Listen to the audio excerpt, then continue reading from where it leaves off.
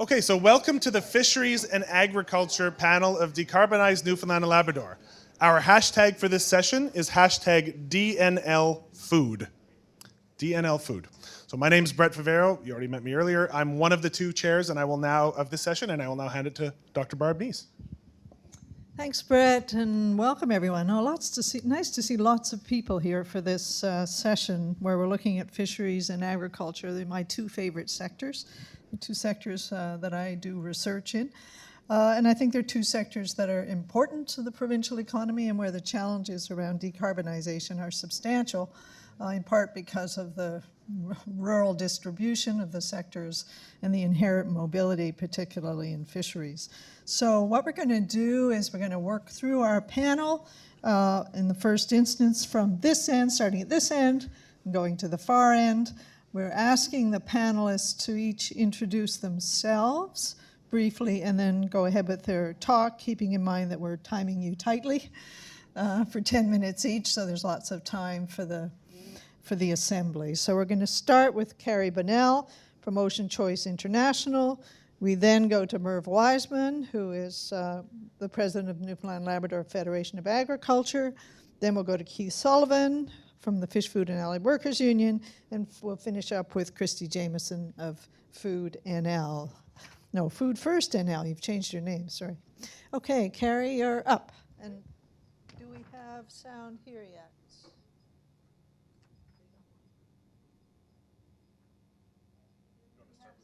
No.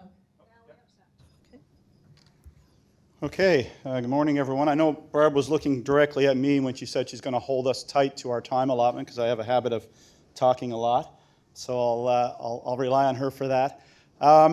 Brett gave me some advice a couple of weeks ago and said, Carey, go light on the PowerPoint. So I went real light and didn't produce a PowerPoint. I think it's the first time ever for me. So I've got a few notes here to try to keep me on track a little bit in my 10-minute period. So as Barb mentioned, I'm Carey Bonnell. I'm the VP of Sustainability and Engagement with Ocean Choice International. I've been with the company now about a year and a half. My background's in academia, so I spent much of the previous decade plus at the Marine Institute of Memorial University. I ran the School of Fisheries, I think, for 8 years, and Canadian Centre for Fisheries Innovation housed at the Marine Institute prior to that. So that's a bit on my background. For those of you that don't know much about OCI, family-run business owned by Martin and Blaine Sullivan from the southern shore of Newfoundland.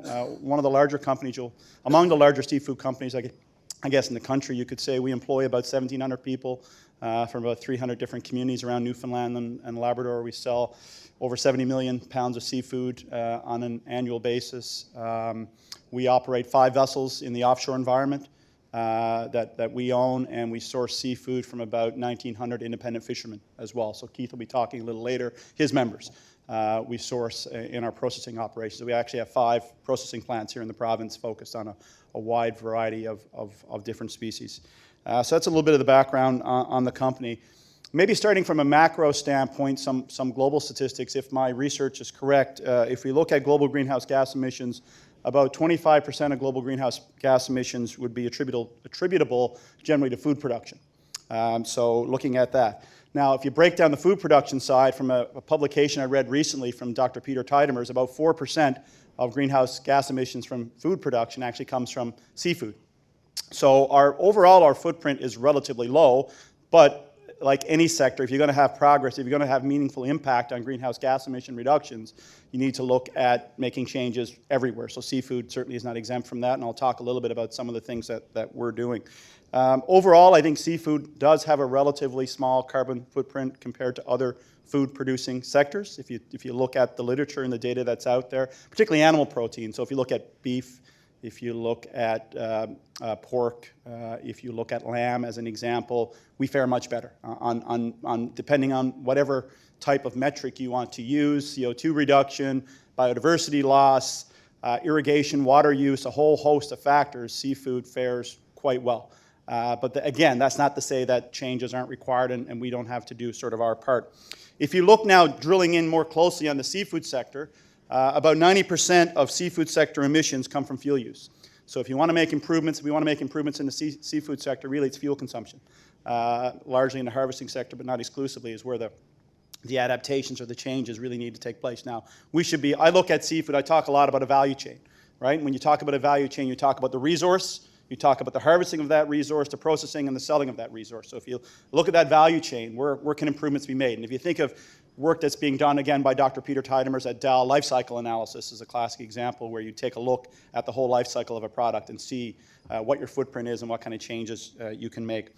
I'll sort of hone in a little bit on some of the things that we're looking at within the company and some of the things just generally, I think, where we can make improvements on seafood. So from an OCI standpoint, it's been well documented. We're in the process of investing in a new vessel for our offshore fishing. And it was in the media last week. It's been in the media on a number of occasions now over the past couple of months. Significant investment for the company. When you go new and when you go through fleet renewal, you have an opportunity to do things better. It's kind of hard to make adjustments, or harder to make adjustments within the existing fleet. But when you go new, you have a chance. So I'll give you a couple of examples. One of the ones that we talk about a lot is a new electric winch system that we're putting on this new vessel. So this new electric winch, so you think of a hydraulic winch, it's a traditional winch, and we're looking at installing, or will be installing, an electric winch system on our new vessel. So you think about, for mobile gear fishing, when you set and retrieve your mobile gear, your trawl, you have energy that's used in the setting and retrieving. So you do that a number of times in the run of a day. We're going to have frequency control on our electric winch system, where we can actually capture the energy that's produced from that and put that back into the power grid. And so you have two advantages. One is you have the energy that's going back into the grid, and plus an electric winch system is much more energy efficient, obviously, than a hydraulic system.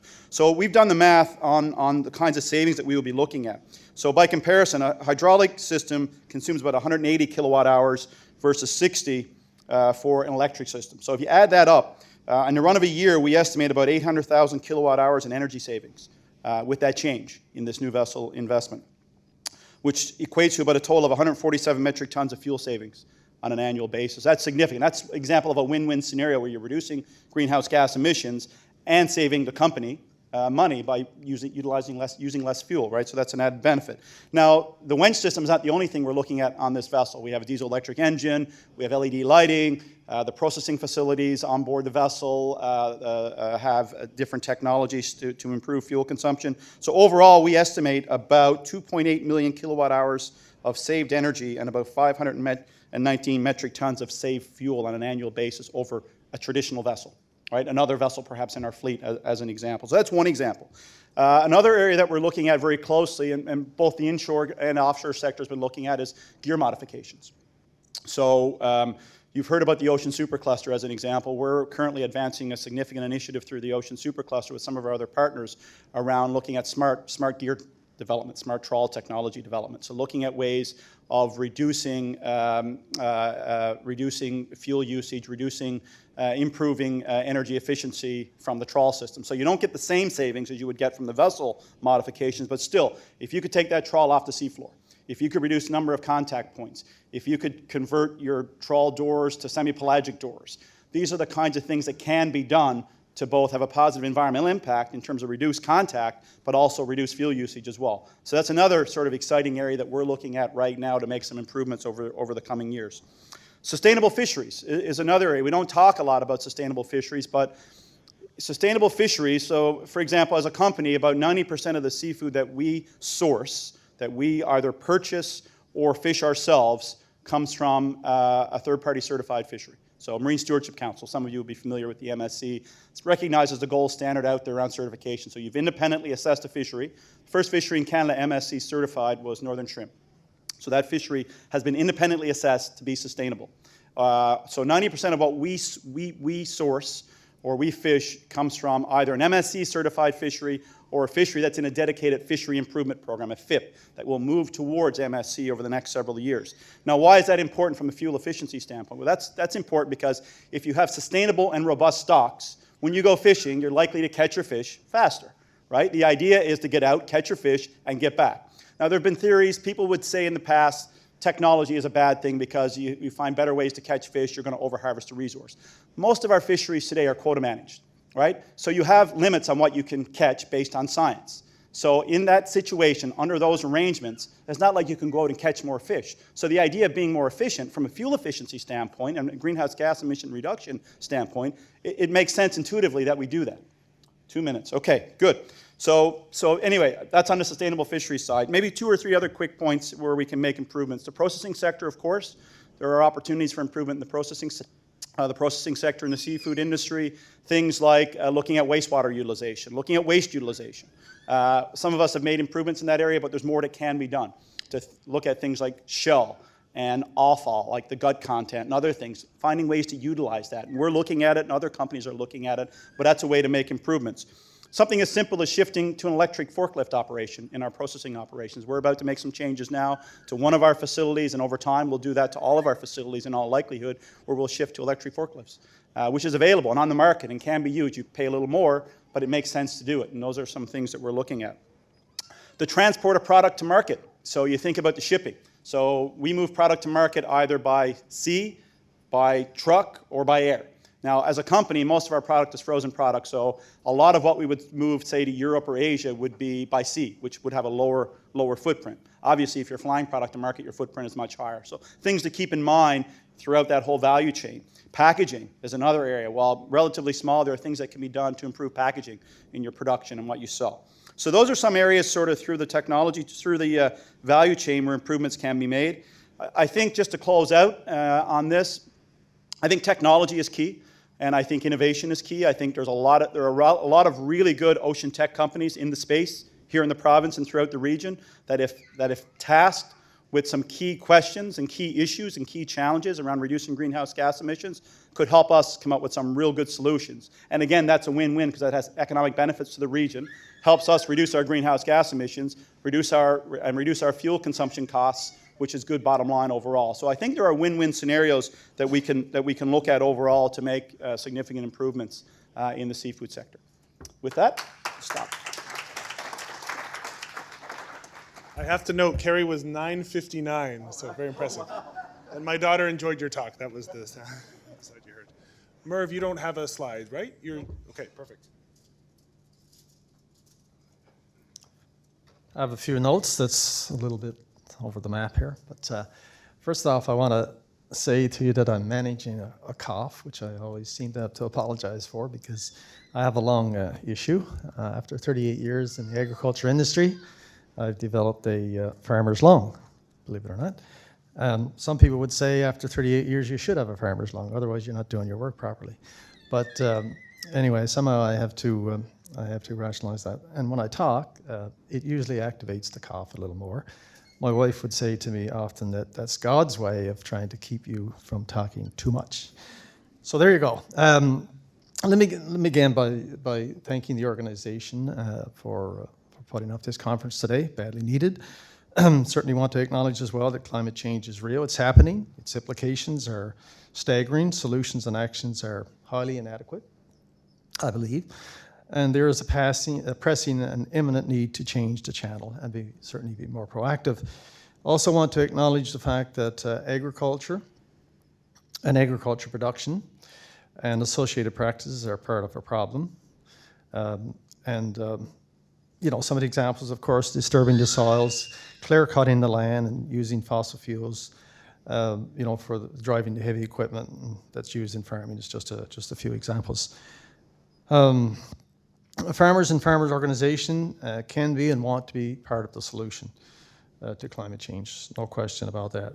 There are many constraints on farmers that limit the ability to intervene. Adaptation and best management practices can be time-consuming and costly. It often requires the use of newer and expensive technologies. Often requires community and public support that is not always there. The effects of climate change on food production in Newfoundland and Labrador is not necessarily completely known. We're learning a lot. Extreme weather patterns can be devastating to farmers. Fluctuating temperatures can be likewise damaging and unpredictable, which makes life very miserable for farmers, no matter where you are. The need for suitable policies and associated investment in research, establishing baseline data, and adaptation methods is an absolute imperative. And this is henceforth this kind of forum and the discussion and policies that might arise from this is extremely encouraging. The agriculture industry of Newfoundland and Labrador is valued at around $500 million, employs about 6,500. and extends an overall value and economic opportunity, and of course food security for the province of Newfoundland and Labrador. We are in a transition period, I believe, certainly at a crossroads that presents some challenges, but mostly, I think, opportunities. Increasing food sustainability or doubling the food self-sufficiency piece, we've heard a lot about in the last few years, and the Premier's work towards achieving that goal through strategic approaches on the way forward is showing some good signs, but it shows that this transition period and the crossroads is probably a good time to make the changes and adaptations that we need. So there's some opportunity there. 10 minutes is going to go fast, I can tell, but some ideas that we need to look at, I think, in terms of farmers and the best practices and all the things that we do. More often than not, the farmers' activities is the essence of public good. And I think the idea of food production clearly is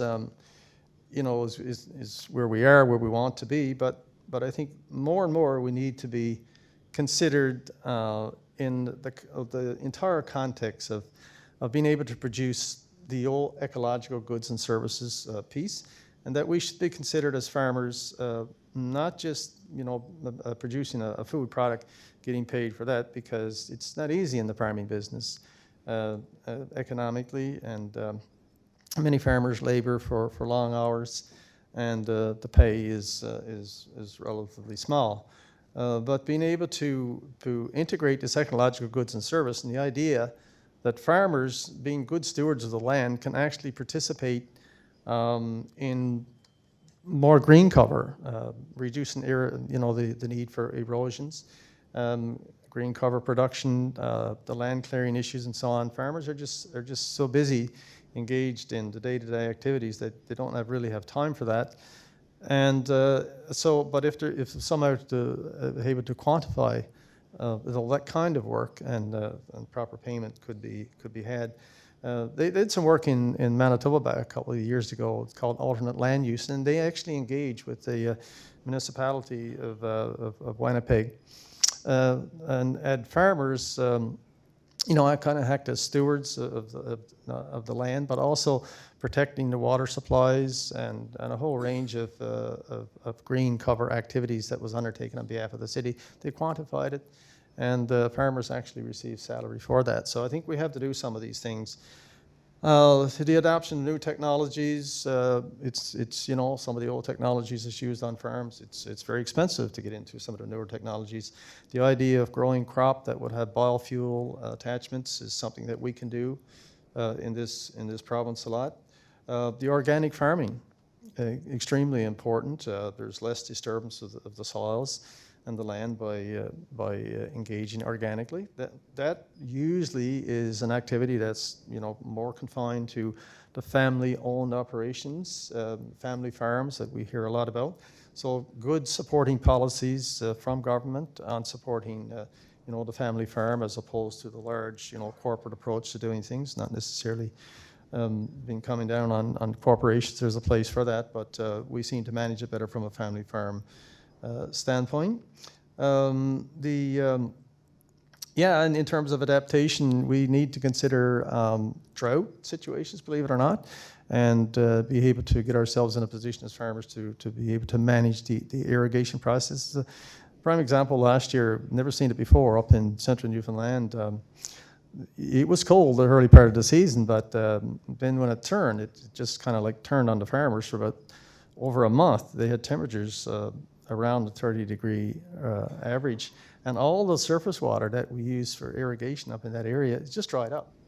And because we weren't equipped and didn't fully understand, that piece of the climate change issue, farmers were caught in a very bad situation. So there's an adaptation process that we have to make. We're very ill-equipped to do that.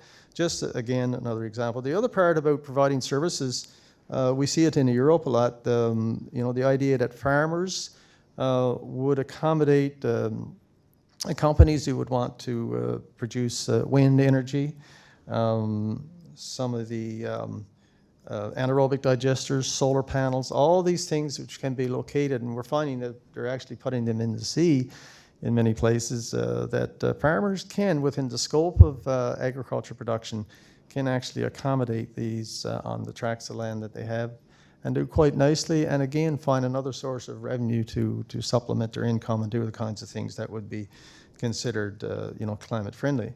Continue talking, you're saying? Yes. Okay, all right. 2 minutes. So, there's a number of things that I'm sure as we do a post discussion on this that we can get into a few more things. The idea of local food production, I think, is something that I don't know if I'm stealing your script or not there, Kristie, we haven't talked, but we have 10%, we're producing 10% of our food in this province. So that creates a whole dynamic. One is that we've seen this morning the presentations on transportation. It's incredible the amount of footprint that's left because of the transportation of our goods in to the province and having to return out of the province. We can grow that food here. We just need the right policies and the right support, and we can reduce that footprint. Building strategies around food waste, believe it or not, and this entails a collaboration between farmers and I think on the public. Just wanted to read you this one, and I'll finish off with this. This came out from the Federal Minister, Agriculture and Agri-Foods Canada. Canadians waste more than 11 metric tons of food every year, worth nearly 50 billion annually. Can you believe that? Minister of Agriculture and Agri-Foods highlighted a 26.3 million program recently launched through the Food Policy of Canada to reduce the food waste. Food loss and waste is an important issue. This is a quote, one that if addressed would save consumers money, contribute to food security, improve the efficiencies of agriculture and the food sector, and reduce greenhouse gas emissions. So, this is a part of policy, and we would look to be a big part of that as a piece of action that Newfoundland find its place at the table along with that and build it into what we do as farmers and agriculture producers. Thank you.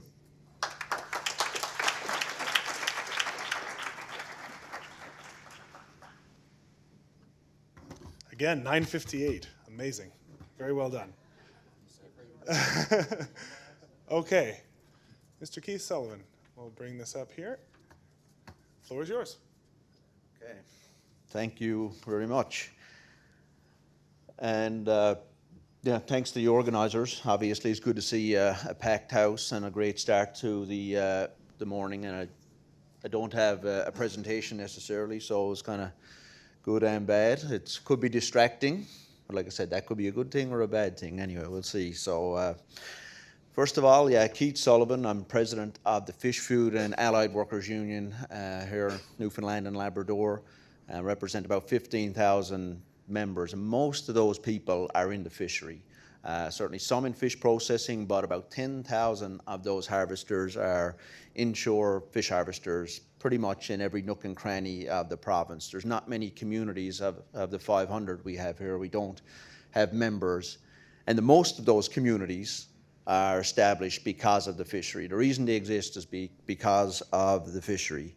I come from one of those small communities. I come from Calvert on the southern shore. I was lucky enough to spend a lot of my time growing up fishing and in a small boat. And, came from 6 generations of fishing families, and, that's still going on today. And that community, like many others in the province, the fishery is the main driver of the economy in the rural parts of the province. So our concerns around climate change are, they're real wherever we live, but, our members are certainly seeing that in changing ocean conditions and some of the changes in species compositions, things like that.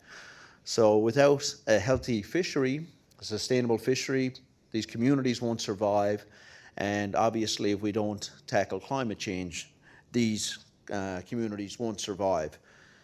It's absolutely a global emergency. I mean, every time you listen to somebody else speak about it, the facts and what we're facing become more and more alarming all the time. So, there's the whole host of challenges in the province. I would say for us, one that was built primarily on the fishery. I hear a lot of frustration from our members around the continuous and aggressive promotion of the oil and gas sector here. Our members certainly see, the concerns and conflicts with seismic work, with the taking over of, important habitat, and then the extra fuel that it takes to go around all these installations, and obviously living with the concern and risks of oil spills. So there's a lot of concerns from that, but I think that's a little bit more of a discussion for another day, and I'll more focus obviously on the carbon issues directly in the fishery here today. So yeah, I think the other people have said it here. We all have to take responsibility, do our own thing. It's easy to blame others or other countries or somebody else for the problems that we got. But the global fisheries produced 167 tons of fish. And while doing that, that's annually, and while doing that, they consume about 54 million tons of fuel and emit about 172 million tons of carbon dioxide. And this is one source that we've seen. Either way, even though it's probably 0.5% of all of the global emissions, it's still a significant number. Overall, and I think Carey pointed out, the marine fisheries generally are, compared to some of the other proteins, not real big greenhouse gas emitters compared to some of the other proteins like beef and pork, for sure.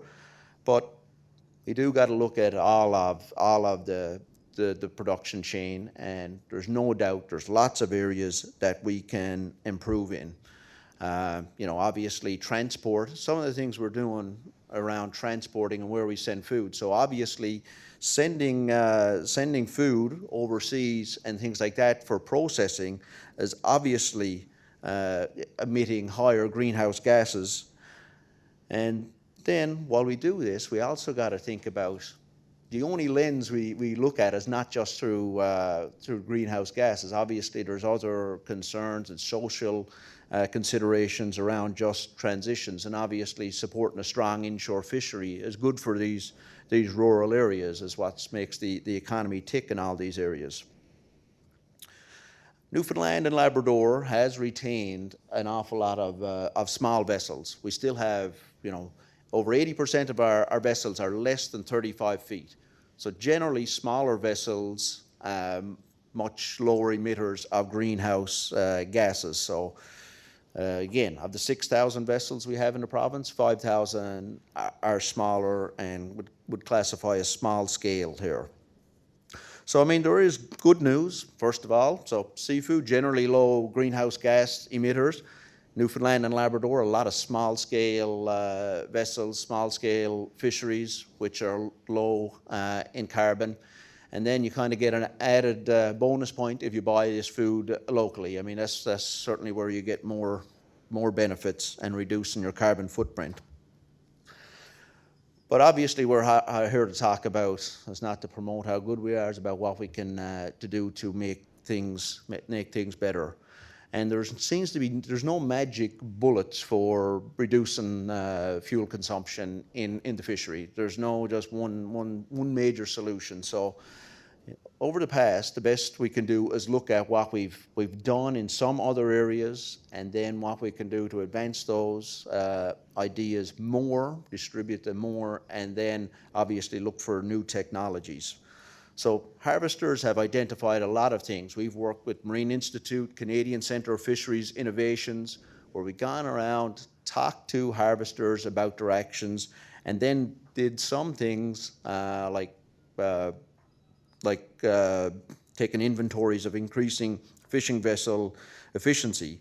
So there was a lot of ideas that came from that, and some of them include, installing fuel meters, providing nozzles on the propellers, just even simple things as ensuring that you don't have fouling on your vessel. Having a fouled hull can increase your fuel consumption by 20%. So some are simple, some are more complex. Other things they've done is change shape of hulls, like adding a bulbous bow that reduces fuel consumption. So again, it's good for a harvester, obviously reducing cost, and at the same time reduces the carbon emissions. So the other things here, again, most of the fisheries people here are using passive gears, lower emissions generally overall. You know, if we can use less bottom contact gear and mobile gears, we'll certainly be better off. That's a major consideration, a management consideration as we go forward.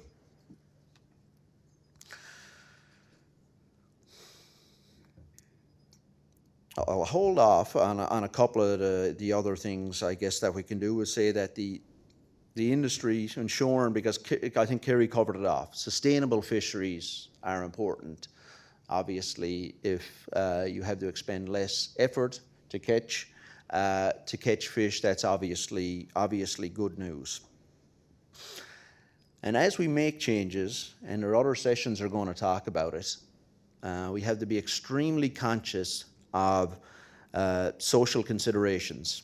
It's not an excuse not to do something, the social considerations, but we got to be really conscious of just transitions here. Probably more vulnerable than people in other areas, people in coastal regions. There are two fish in the most part, and that's where most of the jobs come from, that's where the history is, and the options are probably relatively few to change something else. So what can we really do? Really more actively pursuing those technological advances and working with people on the cutting edge of technologies and making sure that they're working with harvesters. Like I said, we worked with Marine Institute and others in the past, but sometimes the small scale fisheries, inshore fisheries, don't get as much attention as corporate groups. There's a whole host of reasons why they don't work with inshore harvesters, but I think both us as industry and the academic institutions and those people need to make more of an effort to do that, where you can get a bang for the buck. So I think the other thing we can do is promote local food consumption, obviously whether that's farmed, but in my case I'm thinking about fish, and process as much food as we can here. It's good to add value here, it's good for the economy, and it lowers a carbon footprint. I think it makes sense all the way around. There's no real detractors. So again, you know, flying, there may be some considerations around costs, and everyone understands business need to make money, but you know, sending food to Asia, taking advantage of cheap labor and sending it back is not necessarily a smart policy in the long term. So I think there's a number of different reasons why different models make sense. Looking forward to the next couple of days and conversations. So thanks, everybody.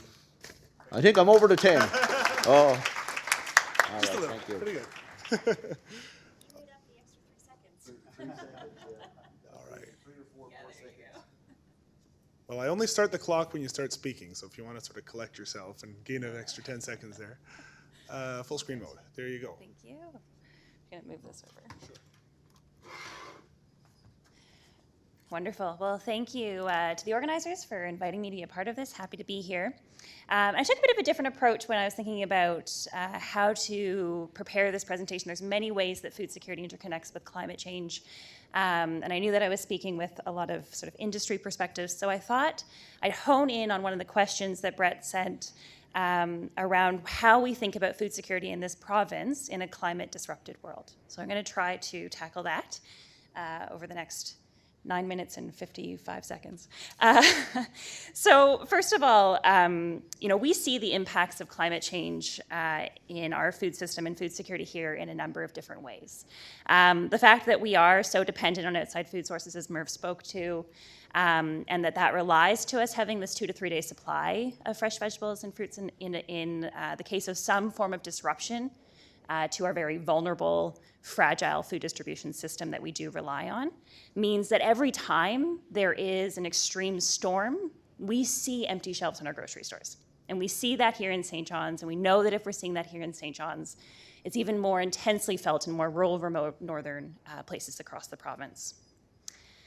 We also know that communities across this province are facing increasing challenges relating to consistently being able to access traditional wild foods as a result of climate change impacts on safely getting out on the land, sea, and ice to hunt and fish. And this is challenging one of what we think about as our greatest strengths in terms of food security in this province, our traditional foodways of hunting, fishing, berry picking, gardening, and we see those as very much being core to thinking about a future food system here in the province. So we do see climate change directly challenging that in the province as well. Those challenges sort of compound the challenges that we already exist when we think about food security in this province. So the fact that we're a small population, we're spread out over a land mass that's more than 3 times the size of the other maritime provinces, I shouldn't say other, of the maritime provinces combined. And what that ends up leading to is this complicated food distribution puzzle, the fact that many communities don't actually have great access to healthy, affordable, good quality food. And I like to think of this stat as being a great way to sort of illustrate that, the fact that there's 84% of communities in the province that do not have a grocery store and are dependent on a corner store or on transportation to a neighboring community to buy food. And that transportation can be a 45-minute or hour-long ferry ride and then a 45-minute or hour-long drive. So it pretty significantly impacts your access. Another way to think about it is the fact that what we end up seeing is that communities across this province have much greater access to more highly processed foods as a result of all of this. And so it becomes a bit less surprising that we do face lowest rates of vegetable and fruit consumption, high rates of health-related challenges here in the province, that kind of points to the importance and significance of this issue. So there was one other, as is also spoken about when we think about the sort of climate impacts on, or the connection between climate change and food security in the food system. The other, of course, big piece is the fact that we're dependent on so much food that is traveling such large distances to make it to this province. And we heard this morning that transportation is one of the most significant contributors of greenhouse gas emissions. So another kind of significant consideration when we think about this issue. So the question that was presented in one of the emails that was sent around in prep for today was, how should we prepare Newfoundland and Labrador to be food secure in a climate disrupted world? And where I landed on this was that we need to harness the power of our communities. This is something that we at FoodFirst NL really focus our energies on as an organization, which I didn't actually introduce myself or the organization, but as an organization, FoodFirst NL is a provincial nonprofit, and we work with communities across this province to come up with innovative, locally appropriate solutions that will help to overcome some of these complex food security challenges that we face in the province. And I thought I'd highlight stories from, or the story from 2 communities down in the Coast Bays region. So we're currently working with 3 communities down there, but I'm going to focus on 2, Poulos, Cove, and Rencounter East. The Coast Bays region, for folks who don't know, is also known as the Conagra Peninsula. It's, if you go to Central and then look straight down, there's a little peninsula down there of 21 communities. They're quite rural because they're so far removed. And then one of the communities that we're working with, Rencounter East, is fully remote. And actually their town slogan is isolated and loving it. Their only access is by ferry or helicopter. And Poulos Cove is the other community, and they're, I don't know the length of time, but a fairly significant drive down from Grand Falls, Windsor. So in these 2 communities, there's groups of community champions, people that for the past, I'd say, year and a half, I think it's been, they've been having conversations and thinking around how do we overcome some of these food security challenges that we face in our community. The fact that, Poulos Cove only has a corner store, the fact that Rencounter East only has 2 corner stores, and they depend on an hour-and-a-half ferry ride and then a drive to buy food. And also the fact that they are small communities. There's not a lot of food production that's happening locally. There is a fair amount of aquaculture in the region. And so they don't see a lot of access to good quality food. And at the same time, that region faces a lot of health-related challenges there.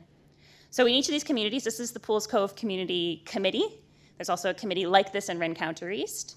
They've engaged people in their community about a conversation about food and food access to try to think about what solutions there are locally.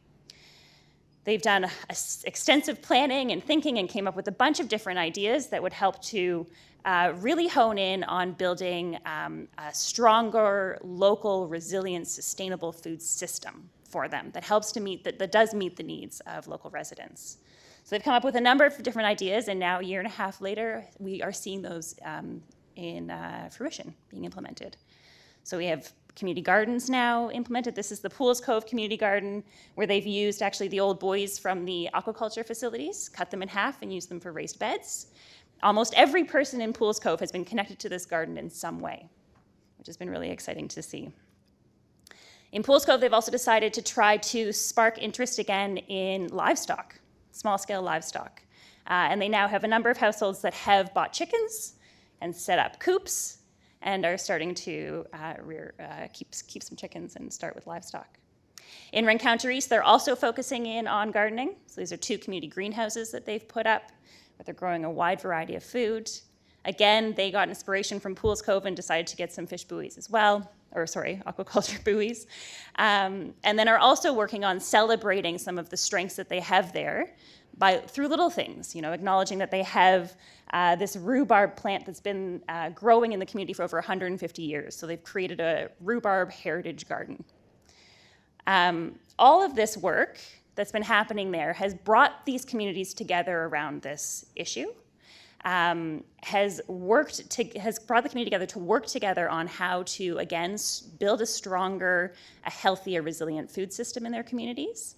Many of the actions that they've been doing have not been about addressing climate change, but are very much connected to that. And so, thank you. And so I think that one of the challenges that we have to think about is to think about how can we help to support communities in really realizing the power that they have and understanding what the barriers are that might be in place, preventing them from taking action and overcoming them and addressing them and supporting them to flourish. And I just wanted to end off by saying that these 2 communities are not the only 2. So there's communities across this province that are taking action on issues of food security, trying to build a stronger local food system. And what this is right now is a not yet live map, so you're getting a little taste, but one that we're just about to release that is a map of all of the community gardens in the province. So there's now over 90 community gardens across Newfoundland and Labrador, which is an incredible growth. And that's only one type of program. So there's a lot of action happening in communities across the province. I think that was everything that I wanted to say. So thank you.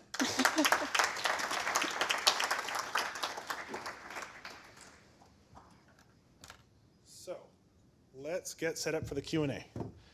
Please take 3 minutes, we'll say. I'll open this up here. Just a sec. Sit here. I'll open this up. Okay, please take 3 minutes. Think of your questions for the panel, peer review them with your seatmates, and we'll get set up here for the Q&A. So what we'll do is I think we'll get set up here. They're going to make up, yeah, their questions. So how about we go here, and I will run the microphone to people, and we need one more microphone for the panel, so I'll go. I might just move it back a bit Yeah, because we can I'm just- short. Yeah, you know what? Why don't you just sit, because then I will run the microphone. So you'll be here. Yeah. So I Be need mobile. okay.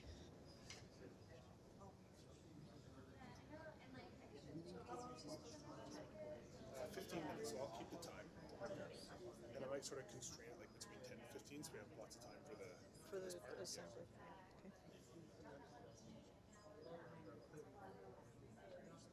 Are you close enough that you can like use that one, or it might work best to do it that way? Because I can just run this out to everybody, and then they can just pass the mic between each other. If you want to like ask a first question or something to get it going, that makes sense.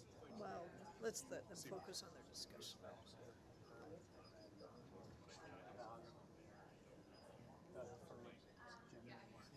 Glass of water or something? No, you're doing all the work. Taking notes.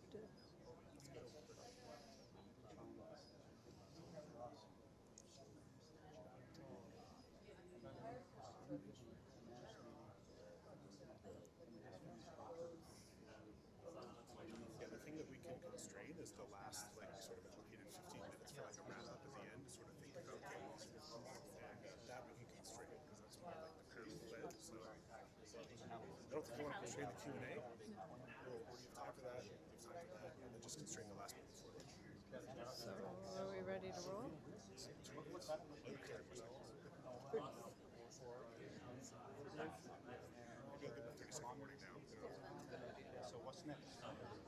All right, 30-second warning.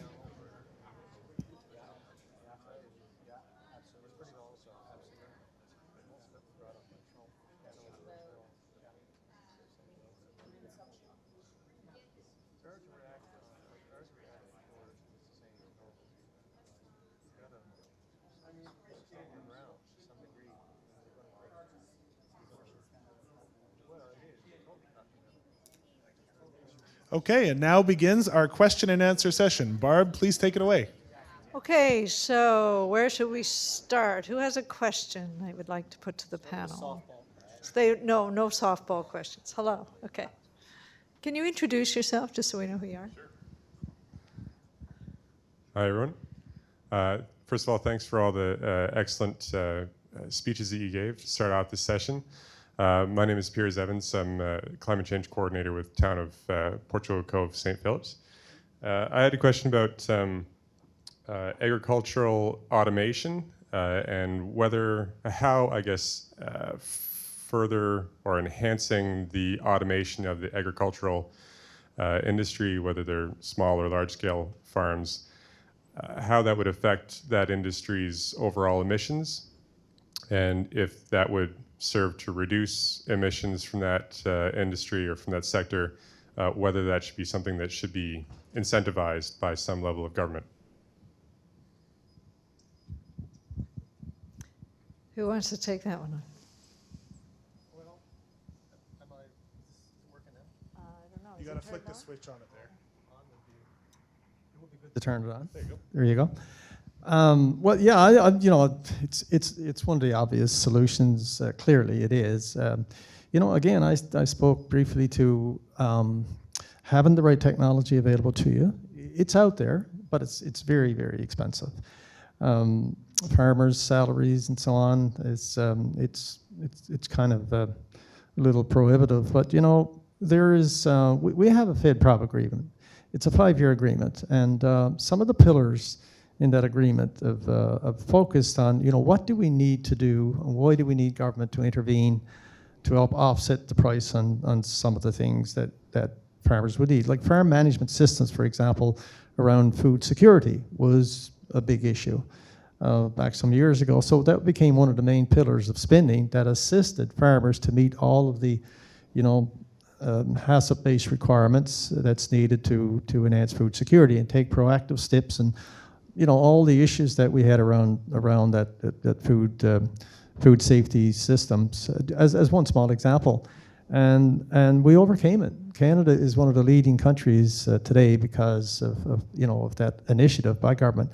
So if climate change becomes a key pillar and actions under climate change, then I think you would see at the very front end that is the one area that we would see a lot of movement on. So we got to go there. The large machinery that farmers are using is fossil-based fuels, and they just have to crank out the food. And as food demand goes up, more of that will be done. So we obviously have to move away from that old technology and introduce the new. But it's prohibitive now because of cost. Can I just ask a question of clarification, Merv? So you're saying that 5-year agreement, the federal government didn't insist that climate change was one of the pillars? It's very broadly speaking, no. They do, one of the key pillars, there's 6 main pillars. One of the key pillars would be environment. It's an environmental pillar. But when you get into the weeds, the definition and the eligibility items that you can access funding to help offset the expensive, is not there. It's just simply not there on the implementation part. It sounds good. I'm sure if you had the right government people here today, they'd say, oh yeah, there's all kinds of systems to help mitigate against the environment. But when you get into the specifics around the question you just asked, it's not there. It's simply not there, and it has to be. Okay, another question. You've done your peer review. Come on now, Pablo. And went up slightly faster.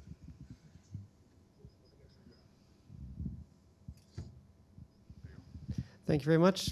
great talks, really enjoyed it. My name is Pablo Navarro. I'd just like the panel to comment a little bit on vertical sea farming, something that I've been reading about as a carbon negative way, multi-species, vertical sea farming, that's kelp, mussels, other shellfish, oysters, that kind of stuff.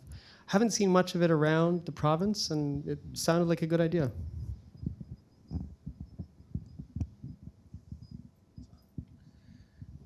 Yeah, I guess I'll start. I wouldn't say have any real expertise or anything to point to.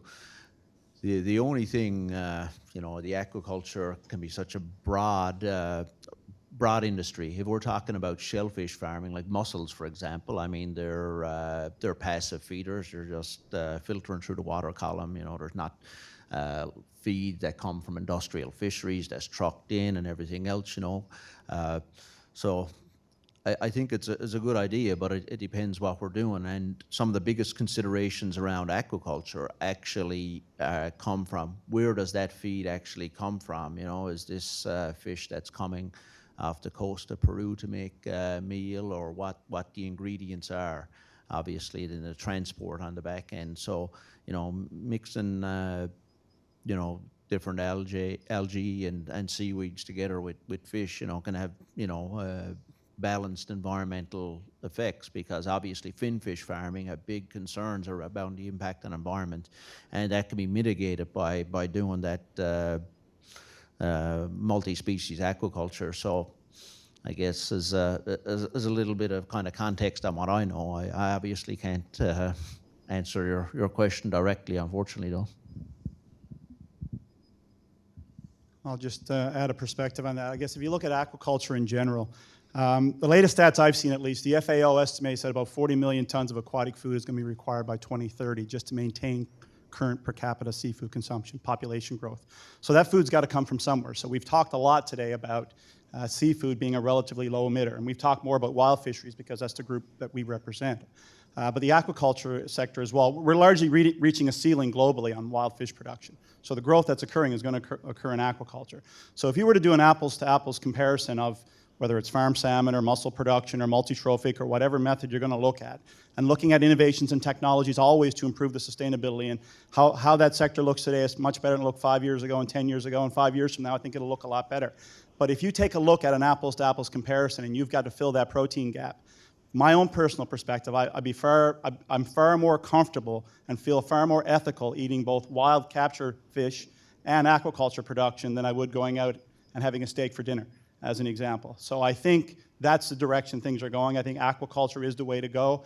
I think there are improvements that need to be made, of course, continuously on that. But again, if you do a comparison of the environmental impact of other food sectors, I think both wild capture and aquaculture fare quite well, and should be areas that we should focus on continuous improvement towards in the years to come. Don't go picking on the cattle industry, Okay, for God's sake. Agriculture proponents has always got to sacrifice This is about agriculture. decarbonization, There you go. folks. But look, we have I can't call it a pilot project, a serious commercial project right here on our doorstep on Brookfield Road, where tilapia, for example, is being integrated into a farming operation, and it's be interesting for you to go and try to get a tour of that place. But that integration, it's obviously on land. It's not open pen, sea-based fin fishing, which has got other implications. That's very scary. But it integrates into the farming part of, as the water circulates, it adds nutrients to the soil and all these kinds of things. So it's there, and it's they're right on the preface of starting up. So they're not quite there yet, but I think we'll see more of that in the future, and it does appear to be very successful. And it does have a good, friendly climate change attribute associated with it. Okay, so we should have had somebody from the aquaculture industry here. There is vertical seafood farming happening in New Brunswick, if you want to know more about it. And one recommendation might be that if the aquaculture industry here is going to decarbonize, they should be doing vertical seafood production. Okay, do we have anyone else? We had one here. Hi, my name's Natasha. I'm here with Misa. First, just want to thank the panel for your discussion. I found it very interesting and informative. I just had a question in regards to the seafood processing. So you mentioned that a lot of it is being shipped overseas to Asia to be processed and then shipped back here. And I'm just curious, what percentage of the seafood is currently processed here in Newfoundland? Where are we starting from? I mean, obviously we want to move towards more production locally, but yeah, where are we starting from here today? Yeah, again, it's not a stat I have right here now. A lot of our species, all the inshore harvest is processed here for the most part. There's provincial requirements around that, and there's certain exceptions and everything else. But the government policy certainly promotes that here. I know that that's around economic development and getting maximum benefit from the resources that are off our waters, but there's still a large amount of fish that is going out of the province for processing. There's exceptions to that. You may have heard earlier this year that we're doing more shrimp here. There was shrimp caught offshore here, and a lot of that was been shipped to other countries. That wasn't lower wage countries. That was going to Iceland and Norway, for example. So there was other issues around that. So a little bit more of that is coming back here now. So I think there's way too much. I think we have to really examine how we do business. Again, I think it's one of those things where it's good for the environment, less carbon emissions, if we don't send that to other countries and then distribute it around the world. And I think it's a good economic benefit if we do more of the work here in our province as well. Just to add to that, not to get into a political discussion because that's not the purpose of today, but so we operate in both spaces as a company. We have 5 land-based processing facilities where we source both from the inshore sector primarily, but we also take some of our production from the offshore as well that would go into land-based processing. The shrimp is an example. We've been doing it for several years now, where we take offshore industrial shrimp and process it in Port au Choix, our shrimp processing facility, as an example. So there are examples of that. Now, product that would go out from the offshore sector that may go direct to market in an head-on gutted form or H&G form, in most cases that's going to market for final sales. It's not going to market for further processing and coming back. Because if you look at the growth in seafood exports, a lot of the growth right now is occurring in places like Asia, China. It's not a place anymore that's focused largely on further processing to bring back to other markets, although maybe that happens in certain occurrences. It's an end market because of the growing middle class society in China. They want their seafood product in various forms, in different forms, be it whole fish or some other form. So we feed that market. So if the market demands further processing of product, in fillet form, that's what you do. If the market demands more head-on gutted or H&G product form, then that's what you do. You feed that market in the best way you can. But ultimately, most of the product that we sell now, whether it's in Europe, whether it's in Asia, whether it's in North America, it's going to that market for sale. That's the reality of it, right? So. Okay, I think we had a question at the back. Yeah. Yeah. Okay. My question's for Kristie, and. So I'm in the local backyard farming and homesteading group on Facebook, and I've heard a lot about people having to sell their homes and move to unincorporated areas because their desire to participate in food security action is not allowed because of municipal bylaws. So understanding the success that we've seen in Poulos Cove and the empowerment and everything like that, what lessons can municipal governments learn from Poulos Cove, for example? Yeah, it's interesting. So every municipality has different, of course, bylaws in place that can be very supportive or can be barriers to participation in these sorts of activities. At the same time, I think there seems to be a lot of interest from municipalities across the province in being a part of this conversation. We have a good relationship with Municipalities NL. There's interest in starting up things like food policy councils. We've been able to establish one here in St. John's. And what's interesting about the Poulos Cove and the Rencounter East examples is that the 2 coordinators that were hired to lead that work, they're both the deputy mayors of those communities. And so I think there's a lesson in engagement of municipal leaders, councillors, elected officials, in conversations at an early stage. And like, I think having those conversations, sometimes there's things in place that are in place for unknown or odd reasons, and there's a willingness to change. But it's about it starting out as at a conversation versus it starting out as a attack, not an attack, but in a more confrontational way. So I think it's that it's kind of gets back at actually those 4 lessons that were shared at the beginning. I mean, that relationship development, and kind of thinking of it as being a co-created thing, and presenting it as an opportunity for municipality to be a leader in this work. Right? If they make bylaw changes and position themselves as very supportive for this, food self-sufficiency, food security efforts, that's a successful thing that they're able to promote as them as a leader of. Oh, okay, quick comment there, Merv. You try to stay away from the politics of it all, but Jesus, it's a hard thing to do. And I think politics does rear its ugly head there. I can tell you, as Federation President, the people that I'm trying to represent with grievances around municipal engagement, municipal involvement with agriculture is just absolutely staggering. I don't want to disconnect this from the climate change dialogue that's happening, but it is connected, and there is an absolute complete lack of harmonization between what municipalities would see and want to do with a fisheries land resources, who is ultimately responsible for agriculture. And so policies around climate change issues and steps and measures, proactivity, whatever the case might be, or environmental protection and so on, none of that's been considered by basically the municipalities are governed by smell.